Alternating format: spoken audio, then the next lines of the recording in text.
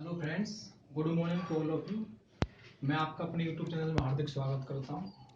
तो जो हमारी सीरीज है फिजिक्स का चैप्टर फुल डिटेल में पढ़ने की, आज उसमें एक नया टॉपिक है अगला ही, थर्ड लॉ ऑफ मोशन, गति का तृतीय नियम। तो इसको जानेंगे कि गति का जो तीसरा नियम है वो एक्चुअली में क्या होता है। तो देखो, ज़्यादा नहीं, 25-25 मिनट की 3 ही क्लास है। आज ये थर्ड क्लास है, तीसरी। और आप आज इसमें जो गति से संबंधित क्वेश्चन बनते हैं उनको बहुत अच्छे से, बहुत ही डिटेल से कंप्लीट करने की कोशिश पर हम आगे हैं। देखो, सिंपली सी बात ये है अब कि हमने जो पहली जो 2 वीडियो थी उनमें डायरेक्टली गति की, लॉज ऑफ मोशंस की, तो हम 2 पढ़ चुके हैं बहुत अच्छे से। आज ये तीसरा रूल है, इसको जानेंगे समझेंगे कि थर्ड रूल ऑफ मोशन होता क्या है। ठीक, मैंने आपको देखो 2 रूल करा दिए बहुत अच्छे से, उनमें आपको बताने की कोशिश की कि पहला तो वही था, वस्तु रेस्ट में रहोगी। सेकंड, उससे ज्यादा बहुत एग्जांपल बनते हैं गति के, 3 समीकरण जो आपको बताए थे उनसे ज्यादा पॉसिबिलिटी रहती है न्यूमेरिकल आने की। जो ये तीसरा रूल है, यहाँ से किस अप्रोच को लेकर एग्जाम में क्वेश्चन आने की पॉसिबिलिटी है उस तक पहुंचेंगे हम आज। तो देखो, मैं आपको पहले इसको समझाने की कोशिश करूंगा। तीसरा rule, third law of motion होता है, इसका मतलब होता है एक्शन एंड रिएक्शन। इसको बोलते हैं भैया क्रिया, और इसको बोलते हैं प्रतिक्रिया। ठीक है, ये हो गई आपकी क्रिया, ये हो गई आपकी प्रतिक्रिया। अब इसमें ये जैसे कि जब किसी वस्तु पर हम कोई क्रिया करते हैं तो सिंपली सी बात है, वह वस्तु अपनी प्रतिक्रिया अवश्य देगी। ठीक, जैसे कि सिंपली कहते हैं कि जैसा करना वैसा भरना, लेकिन इस बात से हमें कोई मतलब नहीं है। जैसे कि फॉर एवरी एक्शन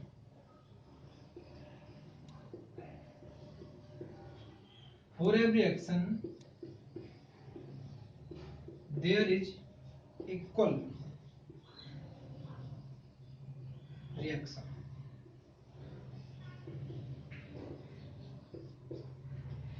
जब किसी वस्तु पर हम जैसी भी क्रिया करेंगे वो हमको अपने तुरंत इक्वल रिएक्शन देगी। इसका मतलब होता है क्रिया प्रतिक्रिया का नियम। जो थर्ड लॉ ऑफ मोशन है उसको जानते हैं किस नाम से? गति का तीसरा नियम एंड क्रिया प्रतिक्रिया का नियम। अब आप मुझे एक सिंपल सी बात समझने की कोशिश करना कि अगर कोई वॉल है, कोई दीवार है, अगर मैं इस पर 2 न्यूटन का फोर्स जनरेट करता हूं, कितने का? मैं अगर इस पर 2 न्यूटन का फोर्स जनरेट करने की कोशिश करता हूं, तो ये जो बॉल है, ये जो दीवार है, ये भी मुझ पर 2 न्यूटन का फोर्स जनरेट करेगी। जब मैं अर्थ पर चलता हूं, मान लो पृथ्वी है, जब मैं अर्थ पर चलता हूं, जब मैं ऐसे करके अर्थ पर चलता हूं, तो मुझ में और अर्थ में कोई ना कोई फोर्स जनरेट हो रहा होगा। मैं जब पृथ्वी पर चलने की कोशिश करता हूं, तो मेरे जो पैर जब जमीन पर पड़ते हैं तो एक अलग ही फोर्स जनरेट होता है। तो ऑब्वियसली बात है कि अर्थ भी मुझे चला आगे बढ़ाने के लिए एक बल जनरेट करती होगी। कौन सा बल जनरेट करती है, किस क्रिया चलते हैं, इसको हमको नहीं समझना, बस इस अप्रोच तक पहुंचना है कि जब हम किसी वस्तु पर कोई क्रिया करते हैं तो वह वस्तु हमको अपने तुरंत रिएक्शन देती है। इस बात को गति का तीसरा नियम या क्रिया प्रतिक्रिया के नियम से भी जानते हैं। बस इतना ही इसमें समझने की कोशिश है, और ज्यादा डिटेल पढ़ने की इसमें कोई आवश्यकता हमको नहीं है। अब मैं आपको 2-3 एग्जांपल के थ्रू इस बात को समझाने की कोशिश करूंगा। ठीक, चलो देखते हैं। ये तो था तुम्हारा गति का तीसरा नियम। इससे संबंधित एप्लीकेशंस भी इतनी एग्जाम में नहीं आते, और ना ही इनसे रिलेटेड कुछ एग्जांपल्स या न्यूमेरिकल बनने की पॉसिबिलिटी रहती है।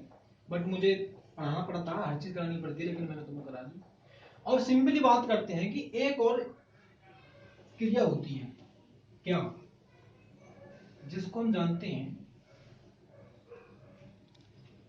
एक क्रिया बहुत अच्छी सी होती है जिसको बोलते हैं आवेग। इसको बहुत अच्छे से समझने की कोशिश करना है, इसको बोलते हैं इंपल्स। क्या बोलते हैं भैया, इम्पल्स। जनरेट करते हैं इसको आई से। बहुत इंपॉर्टेंट है, बहुत ही अट्रैक्ट होकर सुनना।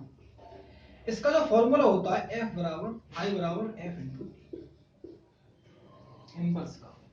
अब इसका मतलब होता है कि जब किसी वस्तु पर बहुत ही शॉर्ट टाइम के लिए, किसके लिए, जब किसी वस्तु पर बहुत ही शॉर्ट टाइम, बहुत ही कम समय के लिए कोई बल लगाया जाता है, ये इज कॉल्ड बाय इम्पल्स। जब किसी वस्तु पर बहुत ही शॉर्ट टाइम के लिए कोई बल जनरेट किया जाता है, लगाया जाता है, तो वह क्या होता है, इम्पल्स होता है, आवेग जनरेट होता है। अब इसकी अगर मैं एसआई यूनिट की बात करूं तो एफ का न्यूटन होता है और टी का सेकंड होता है। अब मुझे एसआई यूनिट फाइंड आउट करनी होगी आई की, कि आई की एसआई यूनिट क्या होगी, सीधी सीधी सी बात है। अब मुझे ज्ञात करनी होगी आई की एसआई यूनिट।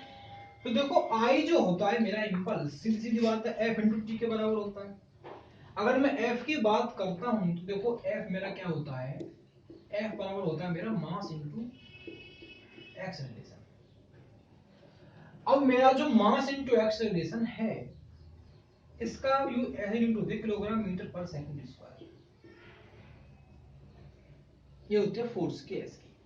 अब जो मेरा टाइम है, जो मेरा टी है, इसकी सेकंड।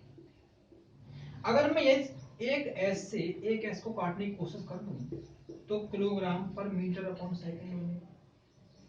तो ये किसकी यूनिट बनेगी, ये बनेगी इंपल्स की, आवेग की। तो अगर आवेग की एसआई यूनिट, इंपल्स की एसआई यूनिट पूछने की बात करते हैं तो किलोग्राम मीटर पर सेकंड होती है इसकी एसआई यूनिट।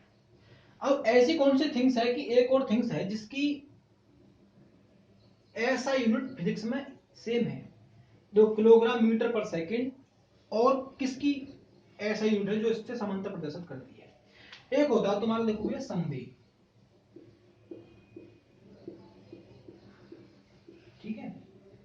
संवेग होता है, इसका फॉर्मूला P बराबर mp, मास इनटू वेलोसिटी। तो इसकी भी भैया किलोग्राम मीटर पर सेकंड होती है। तो देखो फिजिक्स में बहुत बार क्वेश्चन आया है कि किन दो की एसआई यूनिट में समानता प्रदर्शित की जाती है, तो वो आवेग और संवेग, आवेग और भैया जी संवेग होते हैं। तो मैंने आपको बता भी दी किलोग्राम मीटर पर सेकंड किस प्रकार आती है, इसी के अकॉर्डिंग आती है। आवेग और संवेग अपनी विमाओं में भी, इनकी जो डायमेंशन होती हैं उनमें भी समानता प्रदर्शित करते हैं, ऐसा यूनिट में भी समानता प्रदर्शित करते हैं, और बहुत ज्यादा अंतर भी नहीं है, दोनों एक सी चीज है। अब आवेग को मैं एक एग्जांपल के थ्रू समझाने की कोशिश करता हूं आपको, कि आपने देखा होगा कांच के जो गिलास होते हैं, क्या होता है, जो कांच के गिलास होते हैं, जब उनको हमने बाहर ले जाते हैं तो देखो जैसे कि कांच के कुछ गिलास मैंने बना दिए और ऐसे ऐसे होते हैं प्रोसेस। अब जब ये बहुत सारे होते हैं, किसी जो इनका रखने का सामान होता है, मुझे नहीं पता क्या होता है, तो इनके बीच बीच में ना हम क्या लगाते हैं, स्ट्रॉ पेपर लगाते हैं। क्या लगाते हैं भैया, स्ट्रॉ पेपर लगाने की कोशिश करते हैं। क्यों, कि मैंने तो बताया था जो आई होता है, इम्पल्स जो भी था आवेग तुम्हारा, एफ इंटू टी के लिए था। किसी वस्तु पर बहुत कम टाइम के लिए, बहुत ही शॉर्ट टाइम के लिए कोई बल जनरेट किया जा रहा था। अब मैंने इनके बीच में एक स्ट्रॉ पेपर लगा दिया, तो स्ट्रॉ पेपर इसमें क्या करेगा, जो इसको मिलने का टाइम हो जाएगा, जैसे हिलने से, जैसे इन पर कोई बल लगा, और जो आपस में जब ये मिल जाते हैं तो इनकी टूटने की पॉसिबिलिटी रहती है। जब इनके बीच में दोनों में डिफरेंस रहेगा तो कोई दिक्कत नहीं होगी टूटने की। तो ये भी एक आगे का रिलेशन है। अब देखो सेकंड आपको मैं बात बताने की कोशिश करूं कि आपने कभी, आप बाइक ड्राइव करते हैं, जो मोटरसाइकिल होती है बाइक, उसमें जो नीचे सॉकर होते हैं, मानो ये बाइक है कोई, और यहाँ इसका इंजन, इधर पैड, फुटरेस्ट, इसका वो बोनट सा, यहाँ पर दो सॉकर होते हैं, आगे भी दो सॉकर होते हैं, ऐसे करके एक सीट होती है, यहाँ पर एक हैंडल होता है, यहाँ पर एक इंसान बैठता है और उसको ऐसे चलाता है। मैंने तुम्हारी बाइक बना दी, अब यहाँ पर दो सॉकर होते हैं। अब सिंपली से एक बात समझने की आप कोशिश करना, जो आपकी क्या है, इम्पल्स है,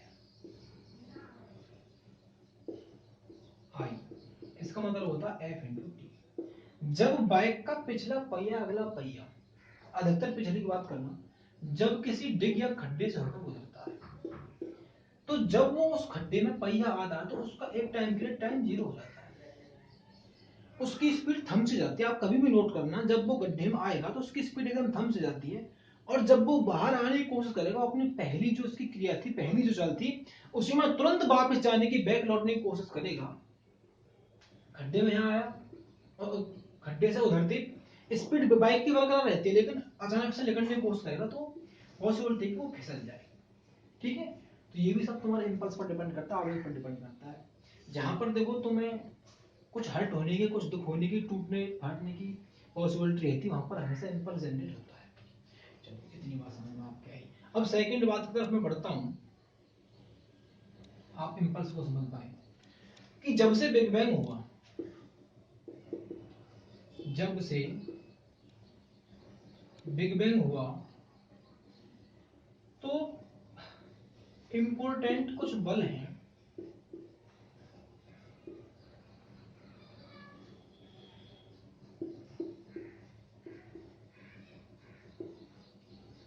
इंपॉर्टेंट फोर्सेज हैं कुछ,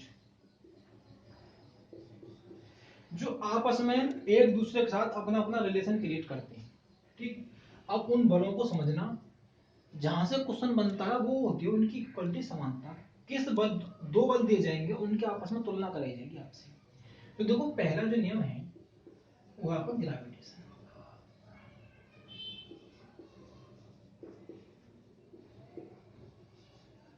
ग्रेविटेशनल फोर्स लिखना पड़ेगा, फोर्स भी इसको बोलते हैं भैया गुरुत्वाकर्षण बल। क्या बोलते हैं? गुरुत्वाकर्षण बल। अगर मैं बात करता हूं इसकी पावर की, इसकी ताकत की, और ये कितनी कितनी दूरी पर लगता है उसकी बात करता हूं। मान लो मैंने गुरुत्वाकर्षण बल है, गुरुत्वाकर्षण बल दुनिया के हर वस्तु में जनरेट होता है। ये दो वस्तुएं, इन दोनों के बीच भी ग्रेविटेशन फोर्स होगा। अर्थ है, गैलेक्सी के बीच में ग्रेविटेशन फोर्स जनरेट होता है। अब ये जो ताकत है, ये जो फोर्स है, मान लो इसमें ताकत एक है। अब ये जो लगता है, ये कितनी भी दूरी पर हो, इनफाइनाइट दूरी पर भी ग्रेविटेशनल फोर्स, गुरुत्वाकर्षण बल जनरेट होता है। दुनिया के हर वस्तु में आपस में लगता है, कितनी भी दूर पर कोई वस्तु रखी हो, मान लो एक वस्तु यहाँ रखी है, दूसरी वस्तु यहाँ रखी है, इन दोनों के बीच की दूरी इतनी है, तो ऑब्वियसली इन दोनों में ग्रेविटेशनल फोर्स जनरेट होने की पॉसिबिलिटी रहती है। अब मैं आपको सेकंड बात करूं, जो सेकंड जो मेरा बल है वो कौन सा है? Weak nuclear power, weak nuclear force, जिसे बोलते हैं हम क्षीण परमाणु बल, क्षीण परमाणु बल। अब यहां से डायरेक्ट क्वेश्चन बनेगा कि क्षीण परमाणु बल गुरुत्वाकर्षण बल की अपेक्षा कितना होता है? तो भैया 10 की पावर 25 गुना होता है। क्षीण परमाणु बल गुरुत्वाकर्षण बल की अपेक्षा 10 की पावर 25 गुना अधिक होता है। और इनके जो बीच की दूरी है, कि मानो कोई दो थिंग्स हैं, अब कितनी दूरी के बीच न्यूक्लियर, वीक न्यूक्लियर फोर्स क्षीण परमाणु बल क्रिएट होगा, तो फर्मी मीटर से थोड़ा कम, 10 की पावर -16। अगर इनके बीच की डिस्टेंस होगी 10 की पावर -16, तो जो वीक न्यूक्लियर फोर्स है, क्षीण परमाणु बल है, उनके बीच क्रिएट होगा। और अधिकतर ये जो क्षीण परमाणु बल है वस्तुओं पर कम लगता है, ओनली ये न्यूट्रॉन पर काम करता है। किस पर काम करता है भैया? न्यूट्रॉन्स पर काम करता है अधिकतर। और बीच की दूरी 10 की पावर -16 होनी चाहिए। गुरुत्वाकर्षण बल की अपेक्षा 10 की पावर 25 फुल, 10 की पावर 25 पावरफुल ताकतवर होता है। जो सेकंड है, थर्ड है मतलब, वो है इलेक्ट्रिक मैग्नेटिक,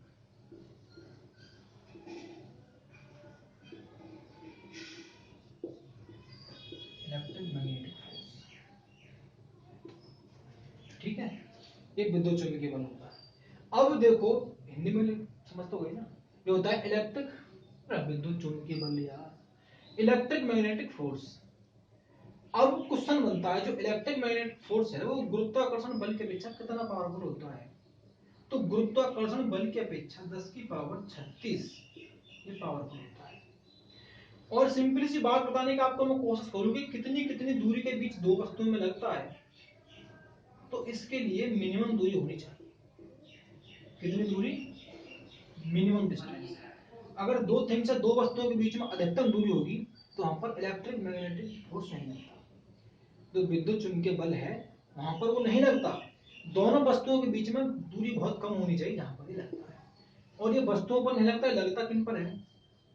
मानो प्रोटॉन है और तुम्हारे इलेक्ट्रॉन है। प्रोटॉन पर प्लस चार्ज होता है, इलेक्ट्रॉन पर माइनस चार्ज होता है। तो इन दोनों को आपस में बांधे रखने के लिए जो बल का प्रयोग किया जाता है वो विद्युत चुंबकीय फोर्स और विद्युत चुंबकीय बल होता है।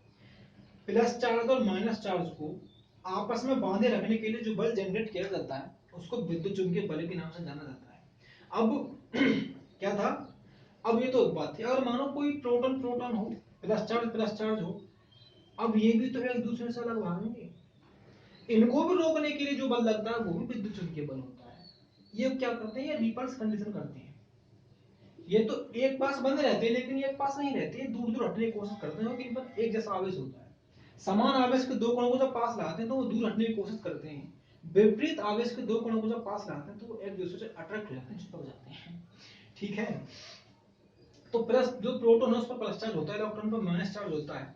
जो इन दोनों को बांधे रखने की कोशिश करता है वो होता है तुम्हारा इलेक्ट्रोमैग्नेटिक फोर्स। एक और होता है सबसे पावरफुल, स्ट्रॉन्ग